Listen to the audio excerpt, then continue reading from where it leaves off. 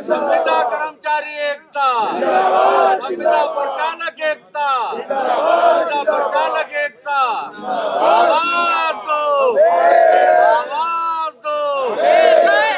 नमस्कार, मैं हयात अब्बास और आप देख रहे हैं 4 PM न्यूज़ नेटवर्क। देखिए, ये सारे बस संचालक यहाँ पर बैठे हुए हैं अपनी मांगों को लेकर। ये आज मुख्यमंत्री आवास पे गए थे, इन्होंने वहाँ पर आत्मदाह करने की कोशिश की। इनको क्या जवाब मिला है वहाँ से जानने की कोशिश करते हैं। क्या मिला वहाँ पर हमको कोई जवाब नहीं मिला, वहाँ से अब हमको भगा दिया गया सीधे। आपकी मांगे क्या है? हमारी मांगे ये हैं कि हम लोगों को संविदा पे भर्ती हुए थे 2021 में, हम लोगों को संविदा में ही रहने दिया जाए, हम लोगों को कंपनी में मत डाला जाए। हमारी यही मांग है कि हम लोगों को संविदा ही बरकरार रखी जाए। हम कंपनी में नहीं जाना चाहते, कंपनी में ड्यूटी नहीं करना चाहते हैं।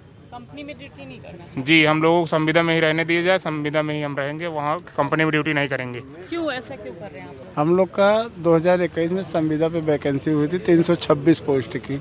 हम 5 साल जॉब किए संविदा के तहत पे, अब हम लोग को निजीकरण किया जा रहा है। अब कंपनी एसएस इंटरप्राइजेज के थ्रू बेचा जा रहा है हम लोगों को। हम लोग उसमें नहीं जाना चाहते।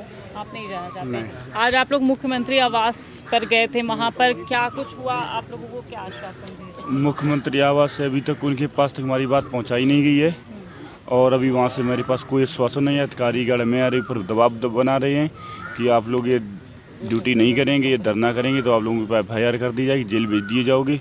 मेरे ऊपर से दबाव आ रहा है अधिकारियों का, लेकिन सुनवाई कोई नहीं कर रहा है।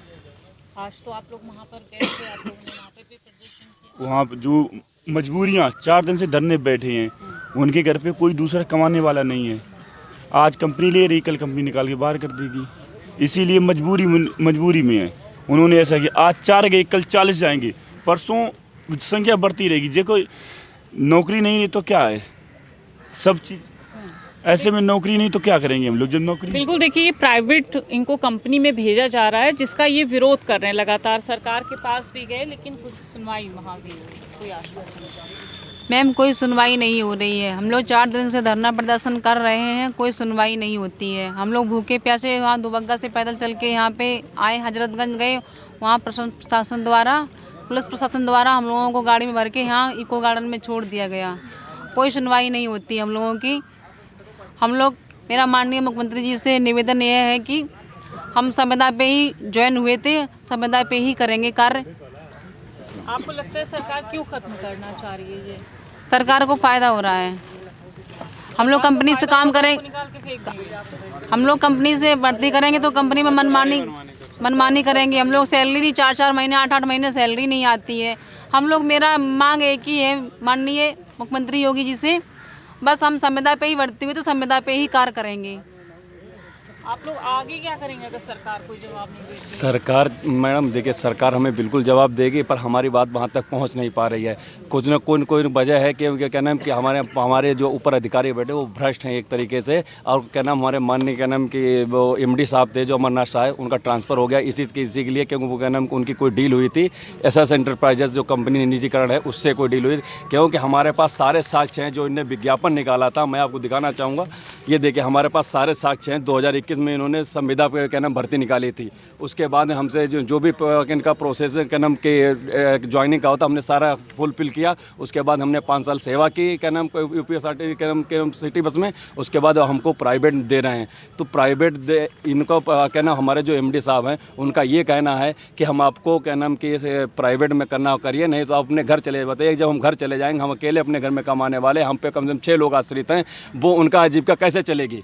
अगर हमने जो क्या नाम आज हमारे कुछ परिचालक भाइयों ने क्या नाम वहाँ क्या नाम कि आत्मदाह करने की कोशिश की, अभी वो 4 लोग कल 40 हो जाएंगे। अगर हमारी बात नहीं सुनेंगे, हम मरे तो वैसे हैं तो और मर जाएंगे, तो जान से चले जाएंगे, कोई हमें दिक्कत नहीं है।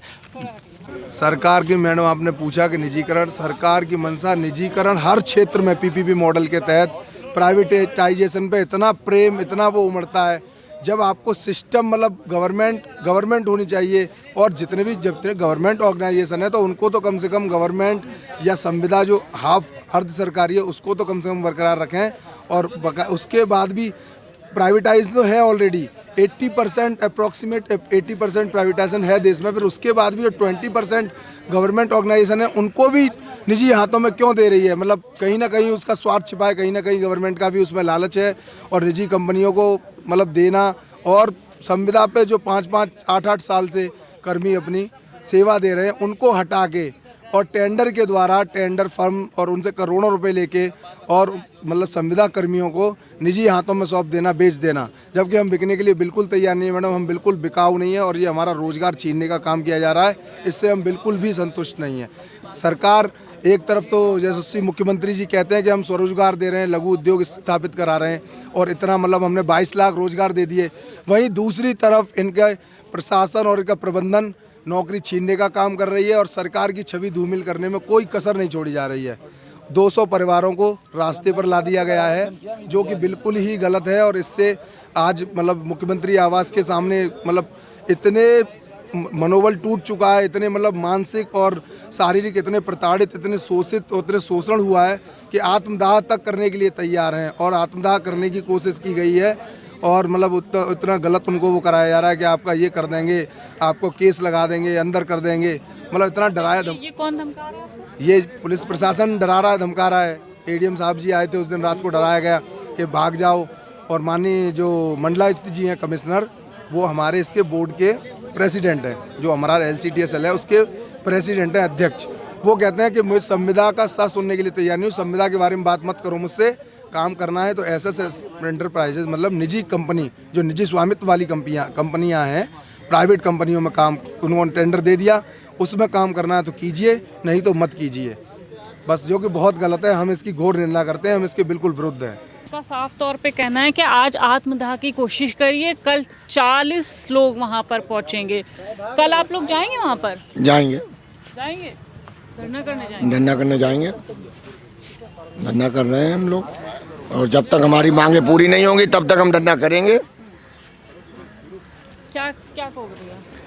हम लोगों को कंपनी में नहीं जाना है। हम लोगों की भर्ती जो हुई थी संविदा के आधार पर हुई थी, तो हम लोगों को निजीकरण ना किया जाए, संविदा के आधार पर ही रखा जाए। हम लोगों को या तो यहाँ रखा जाए दुबग्गा डिपो में, या फिर हमको UPSRTC में ट्रांसफ़र दिया जाए। कल आप लोगों का क्या रहेगा? कल यही रहेगा, जब तक का हमारी मांगे पूरी नहीं होगी धरना जारी रहेगा, और धरना जारी रहेगा, फिर भी मांगे नहीं पूरी होगी, हम लोग आत्महत्या करने के कगार पर है, समझ लीजिए। हम भी जैसे आज 4 गए, कल 40 हो जाएगी। मैम ये देखिए, ये लोग साफ तौर पे इनका कहना है कि अगर इनकी मांगे सरकार नहीं पूरी करती है, इनकी सुनवाई नहीं होती है, तो ये आत्मदाह करेंगे और एक बार फिर कल धरना प्रदर्शन मुख्यमंत्री आवास पर करने पहुंचेंगे। ये सभी कर्मचारी हैं और सरकार से गुहार लगा रहे हैं।